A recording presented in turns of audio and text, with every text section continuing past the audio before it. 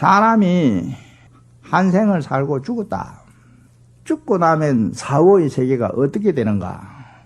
불교에서는 이제 죽은 이를 왕생극락을 하라고, 극락세계에 가서 태어나라고 축원을 해드립니다. 이건 죽은 이를 위해서 축원을 해드린다 이래서 망축이라 하기도 하죠. 그 극락세계가 있다고 이제 얘기한다는 이 말입니다. 그런데 이 영맹연수선사라는 스님이 계셨는데, 이 스님이 이 종객록이라는 아주 방대한 양입니다. 100건에 달하는 큰 저수를 남겼어요. 이 종객록에는 중생이 생사를 거듭하는 이 단계를 4가지로 나누어 설명해 놓은 사유설이라는 그 법문이 설해져 있습니다. 사유설이라는 게 뭐냐? 생사 거듭하는 단계를 4단계로 나눠 놓은 거예요. 사람이 태어날 때를 생유랍니다. 생유. 그 다음에 태어나서 죽을 때까지 일생을 사는 이 우리 육신이 존재해 있는 동안이라 할 수 있는데 이걸 본유라 그래요. 본유. 그 다음에 이제 죽고 나서 다음 생을 받을 때까지 이 중간기간이 있다 그래요. 이걸 중유라 그래요. 중유. 가운데 중자를 씁니다. 그 다음에 이제 이 죽을 때의 그 순간을 죽음으로써 어떤 존재하는 그 상태랄까, 이걸 죽을 사자를 써서 사유라 그래요. 그래서 중생이 중유에서 생유, 본유, 사유의 과정을 계속 이렇게 되풀이한다는 거예요. 그런데 이제 업이 선업이 지중하거나 악업이 지중한 사람은 거기에 이제 부가적으로 설명된 말에 보면은 중유기간이 없이 바로 선도로 가거나 바로 악도로 가는 수도 있다. 이런 설명이 또 나옵니다. 그래서 이제 이 중생을 나고 죽는 생사를 가지고 있는 존재로 설명하면서 여러 가지 이 교설을 다각적인 면에서 설해 놓고 있습니다. 그래서 이제 이런 설을 가지고 사람이 죽으면 어떻게 되는가? 사람이 죽으면 사후가 어떻는가? 이 중생은 모르는 게 많죠. 그런데 이제 이 불교에서 내가 모르는 것은 부처님 말씀을 의지해서 생각하라 하는 이런 그 가르치는 말이 있어요. 부처님 말씀에 의하면은 이 일체 중생, 물론 불보살도 마찬가지입니다. 우리 몸이 부모에게 태어난 몸이 있죠.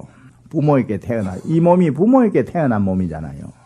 이 몸 말고 의생신이라는 몸이 또 있다 그래요. 의생신, 뜻이자, 말하자면 우리 마음속에 일어나는 생각을 말하는 것입니다. 이 뜻에서, 생각에서 생기는 몸이 있다. 의생신을 의성신 이렇게 말하기도 합니다. 이룰 성자를 중간에 넣어가지고. 그래서 사람이 이 몸이 하나인데 의생신을 놓고 볼 때는 수없는 몸이 나온다는 거예요.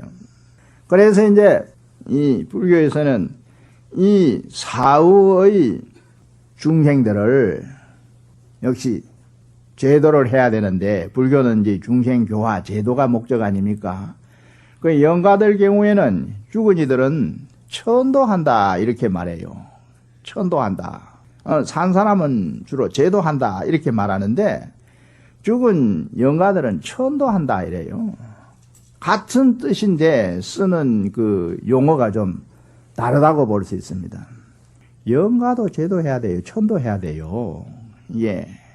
영가를 천도하는 걸, 이걸 중생해양이라, 이 하응경에 10가지 해양을 설해 놓은 품목이 있는데 해양이란 말이에요. 그런데 이제 영가를 천도한다는 게 그럼 무슨 뜻이냐? 사후에 중생은 자기가 지어놓은 생전의 업에 대한 가보를 받는다 이러지 않습니까? 그러니까 이제 우리가 주로 살면서 신구의 삼업을 통해서 시박을 짓고 살거든요. 정도의 차이가 있지만은 신업에서 살생도 하고 투도도 하고 사음도 하잖아요. 구업에서 망어도 하고 거짓말, 또 욕설 따위 상말, 악어도 하고 이간질하는 양어도 하고 사람 마음을 유혹할 때 뭐 말을 번드러하게 만드는 이걸 기어라 그래요. 기어도 하고 마음속에는 항상 탐진치 삶도 이게 중생의 마음에는 들어 있습니다. 이걸 시박이라 하거든요. 이제 시박에 의해서 이제 나쁜 악업을 짓고 산다 이 말이요. 중생살이 하다 보면은 이래서 죽고 나면은 시박의 억감에 의한 가보가 그 죽은 영가를 마치 악몽에 시달리는 상태와 같은 비유하여 말하자면은 고통을 당하게 한다는 거예요. 그래서 보통 이 범부들이 죽고 나면은 사후가 괴로워진다 이러는 거예요.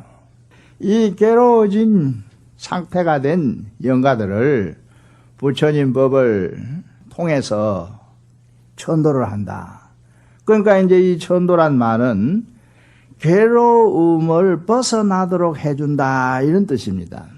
사후의 영가가 천도된 상태는 영의 괴로움이 없는 상태니까 이거는 건강한 상태라고 볼 수 있고, 천도되지 못한 사람은 영의 괴로움이 계속되는 상태니까 육체적으로 병을 앓고 있는 환자라고 볼 수 있는 거예요. 그래서 영가를 천도한다는 의미는 산 사람의 경우를 비유해서 말씀드리자면은 병든 사람의 병을 나사준다는 뜻과 같은 것입니다. 병든 사람의 병을 나사준다. 약을 복용하게 하거나 병원에 가서 주사를 맞거나 어떤 치료를 받는 경우가 있잖아요. 그래서 이제 이 불교의 이 천도의 의미가 이런 것이다. 불교는 다른 종교와 다른 특별한 어떤 종교적인 전통 풍습을 가지고 있죠. 지금 말씀드리는 죽은 이를 천도하는 풍습. 물론 사회 일반적으로 뭐 나라를 위해서 순국한 애국지사나 순국 열사들을 위해서 일행제를 지내고 뭐 현충일 같은 국가에서 정해놓은 그런 날도 있잖아요. 또 불교는 이 방생하는 풍습을 또 가지고 있어요. 세계에 유수한 종교가 있습니다만은 불교 제외하고 방생하는 풍습 없어요. 그래서 이제 천도하는 풍습이라든지 방생하는 풍습은 타 종교에서 볼 수 없는 불교의 아주 오랜 전통을 가지고 있는 아름다운 뭐랄까 풍습이라고도 할 수 있는 것 아니겠습니까? 그래서 이제 불자들이 불교 전반에 대한, 불교 일반에 대한 올바른 이해를 하고 자기 신행을 해가야 될 것입니다.